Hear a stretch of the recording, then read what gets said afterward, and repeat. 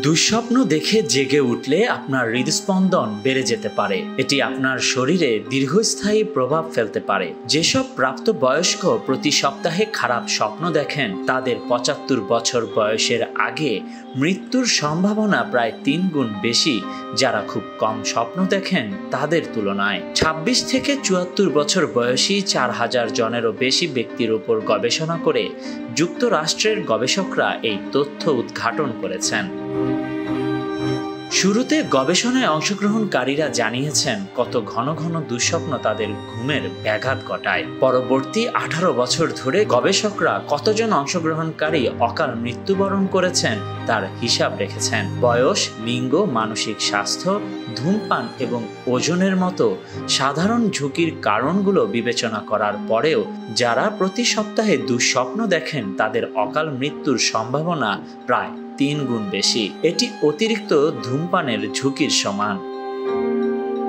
গবেষক দলটি ডিএনএতে রাসায়নিক চিহ্ন এপিজেনেটিক ক্লক পরীক্ষা করে দেখেছেন। ঘন ঘন দুঃস্বপ্নের শিকার ব্যক্তিরা ব্যবহৃত ৩টি ঘড়িতেই জৈবিকভাবে তাদের জন্ম শংসাপত্রের চেয়ে বেশি বয়সী ছিলেন। দুঃস্বপ্ন এবং অকাল মৃত্যুর মধ্যে যোগসূত্রের প্রায় ৩৯% জন্য দ্রুত বার্ধক্য দায়ী, যার অর্থ হল খারাপ স্বপ্ন শরীরে কোষগুলোকে প্রভাবিত করেছে। গবেষকরা জানাচ্ছেন ঘুমের সময় দুঃস্বপ্ন দেখার সময় তথাকথিত দ্রুত চোখের নড়াচড়ার অর্থ মস্তিষ্ক অত্যন্ত সক্রিয় থাকে কিন্তু পেশিগুলো পক্ষাঘাতগ্রস্ত থাকে। অ্যাড্রেনালিন, কর্টিসল এবং অন্যান্য রাসায়নিকের আকস্মিক বৃদ্ধি জেগে থাকা যে কোনো মানুষের অভিব্যক্তির মতোই তীব্র হতে পারে। যদি রাতের পর রাত কেউ দুঃস্বপ্ন দেখেন তাহলে সেই ব্যক্তির উপর মানসিক চাপ বাড়তে পারে। ক্রমাগত মানসিক চাপ শরীরের উপর প্রভাব ফেলে। এটি প্রদাহ সৃষ্টি করে, রক্তচাপ বাড়ায় এবং আমাদের ক্রোমোজোমের প্রতিরক্ষামূলক অগ্রভাগ ক্ষয় করে বার্ধক্য প্রক্রিয়াকে ত্বরান্বিত করে।